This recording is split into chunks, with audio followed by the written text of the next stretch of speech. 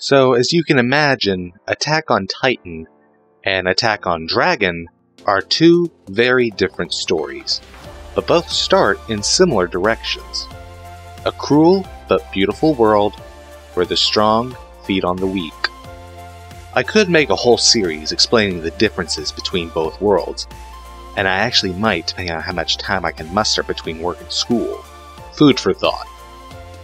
Aside from that possibility, let's narrow down a significant difference in AOD that SNK does well. The three concentric walls that guard what's left of the Eldian people in Attack on Titan. Walls Maria, Rose, and Sheena. If you do your digging on Isayama's biography, the creator of Attack on Titan obviously, you can find that in his childhood, he felt trapped behind not walls, but a very mountainous region. The idea of big monsters lurking behind those walls is a fraction of how the Titans came to be in his story. Overall, that's where his idea for the three walls came from in Attack on Titan. Give or take. If you compare the layout with AOD, I'm afraid the dragons can just fly right over those walls and burn everyone to a crisp. This is mainly why I had to scrap the idea of giant protective walls, which leads to an expansive world ripe with lore, legends, kingdoms, and stories yet to be told in Attack on Dragon. Now, before we continue, let's narrow down deeper. Our protagonist, Eren Jaeger. In the beginning of SNK, we see our favorite hot-headed Titan shifter wanting to get outside the protection of Wall Maria. He wants to go to the beach, he wants to go see the outside world, etc., etc. But he can't, due to the giant walls in front of him. And then we all know what happens next. So what is Eren Jaeger like in the world of AOD? There's no giant wall keeping him from exploring the outside world, so his viewpoint in life has been altered just a little. Instead, my writing team and I, or as we call it, the Hydra, had to relocate Eren Jaeger to a small, more country-like town. The idea of him feeling trapped didn't seem too relevant. I mean, he seems content with where he's at in AOD. He's a hunter, he's skilled in archery, he has a good relationship with his parents and friends, and he's come to terms with the mysterious voice in his head. But as he grows older over the next couple of years, depicted in the second episode of AOD, he starts to wonder if he's gonna be cooped up in this small town for the rest of his life. So, yeah, eventually he begins to have an urge to get out and explore the world outside of his hometown, but that desire had to creep up to him slowly due to him having a good bead on his life for the most part. Of course, that didn't last forever due to the dragon's arrival and the burning down of Trost, his home. Yeah, so, there was that.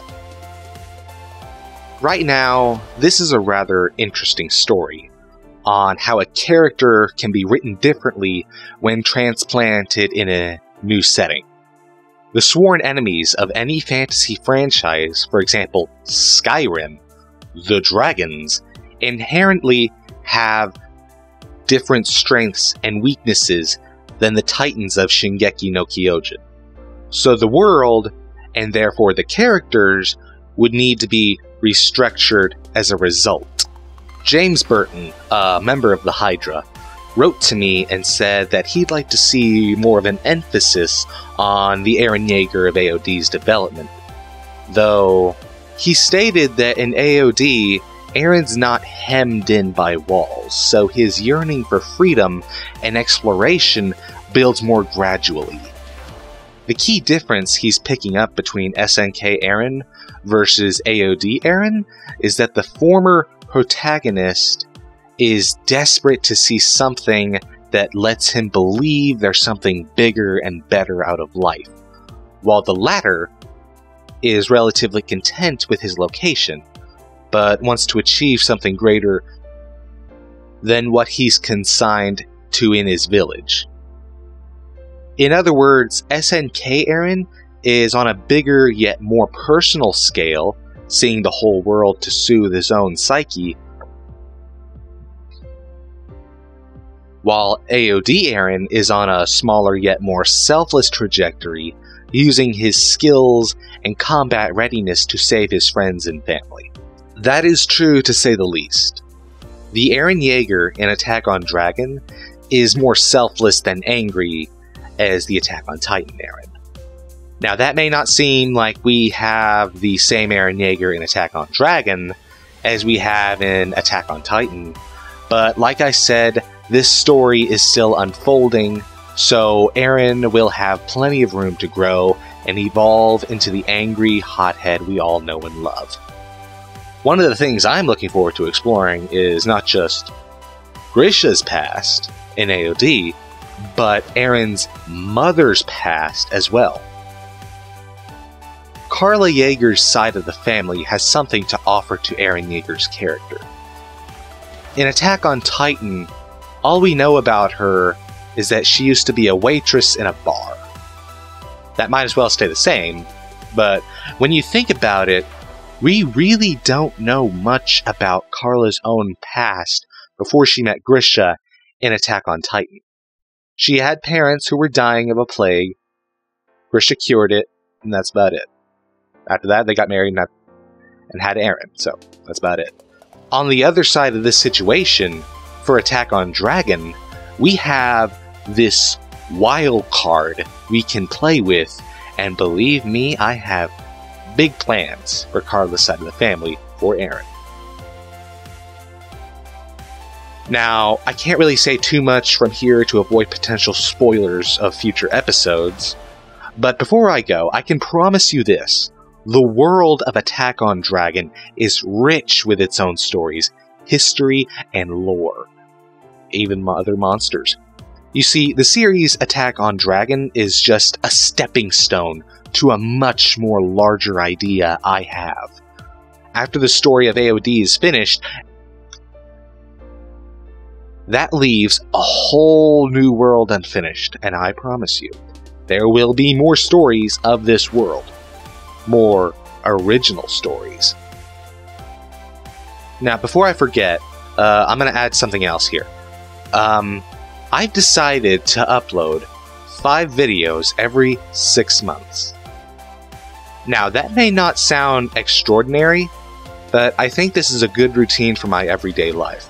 Between school in the mornings and work in the evenings, that spreads my me time rather thinly, which is why I haven't been able to animate my pilot to AOD so far.